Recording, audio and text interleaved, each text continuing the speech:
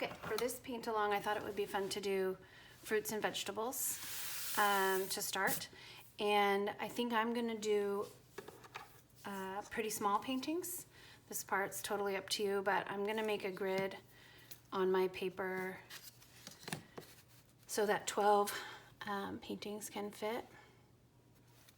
And then 2 papers next to each other will have a whole alphabet full of fruits and vegetables. And I think that'd be fun.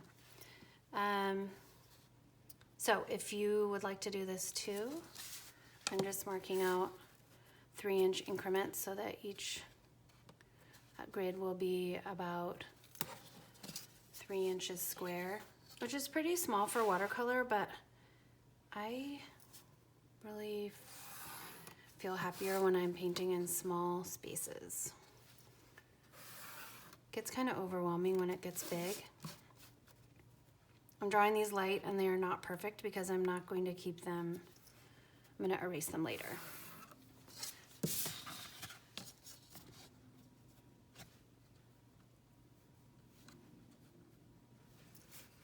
It's just going to give me a vague idea of where I can paint each time. So I chose an apple for the first one. I've painted an apple before and I didn't like it very much, but I'm going to try it a different way this time. For an apple, you're going to want, I usually mix my own colors. Sometimes I'll use them straight out of the paint tray. Like this red's pretty good. I think I'm gonna do another one with this red mixed with a little bit of orange. And then I think I want a little bit of green, maybe for a leaf and for, oh gosh. Oh, look at that. Maybe for a leaf and maybe for a little bit of the peel. Okay, get to use the sponge right away here. If you get to it quick, a sponge will clean paint off your paper before it soaks in at all. Okay, so a little bit of orange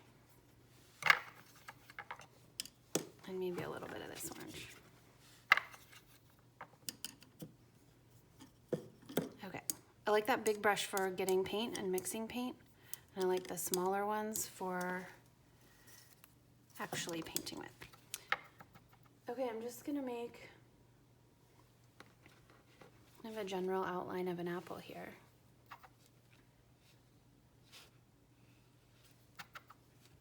And I'm gonna leave a little bit of space at the top by the stem because I think I want that to stay white, to be kind of part of the highlight of the apple, kind of like this.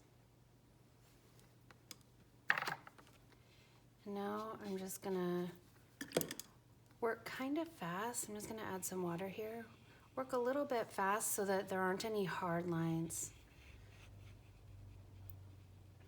I want it all to blend together.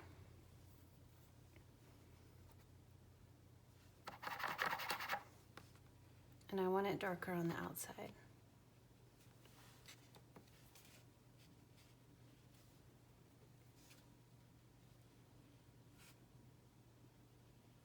If you look at YouTube to see how people paint things, they're usually really fast videos. And I think it's because at some point, the painter will run out of things to say. So if I go quiet here, that's why. I'm making kind of a maroon now with this orange. Want a little more orange in there. I want that in here for a little bit, a bright spot.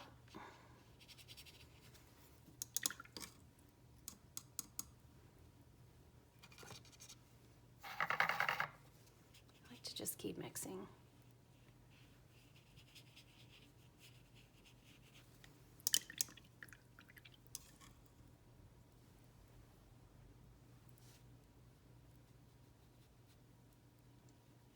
When it's still wet, you can go back and add in darker areas and just kind of watch where it spreads, that's fun. And the less water you have on the brush, the darker and stronger the paint will be.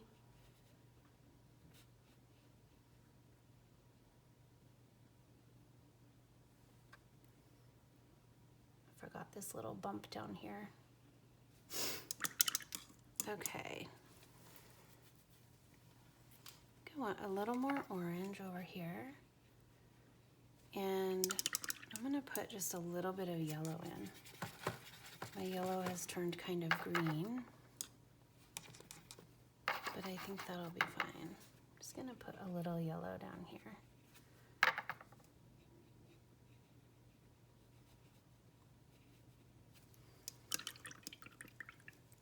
Okay, I'm gonna let that dry a little bit and do a very simple brown stem. I think I'm gonna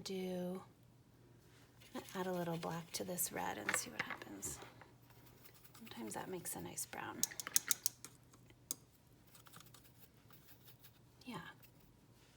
You can also just use brown right out of your palette. Okay, be careful not to touch the brown to the red. I'm gonna start up here. It's a little bit thicker at the top and a little curved usually. And then that stem comes down in.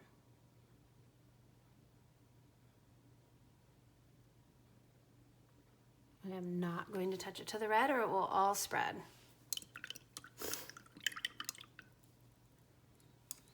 Okay, I'm gonna do a teeny bit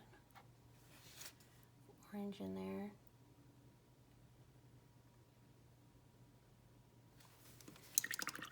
And now a leaf. Let's make a good green.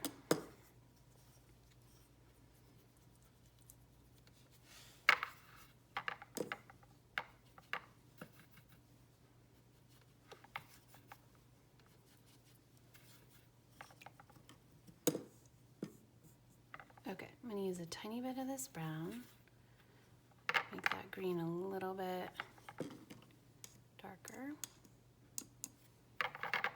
I can always make it darker on the paper. Make an outline and don't touch it to the brown yet. We can connect that later.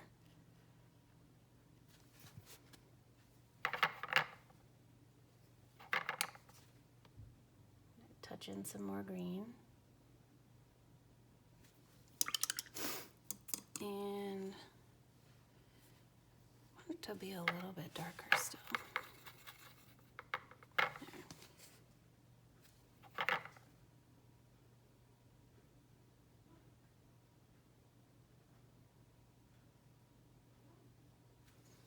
Okay, it's almost dry in the middle, so before it's totally dry, I'm gonna blend the color in.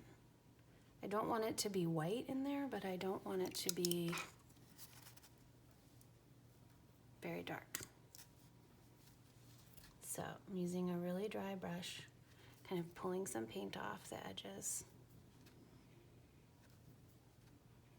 I'm wiping it on this sponge.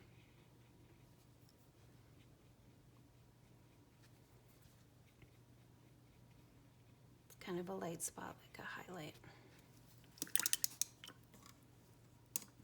I'm gonna take just a little bit of this purple I have back here. Just wanna put it down at the bottom. I might regret it later, but I think it might be kind of nice and dark down here. A little bit purplish, brownish, shadowish.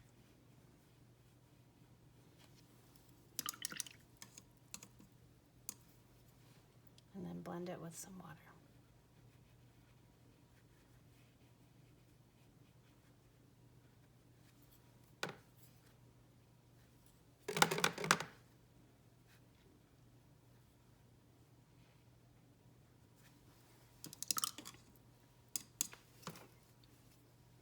Kind of made it lighter, so I'm gonna get some fresh purplish blue. Dab it back in and see what happens. And maybe a little more red.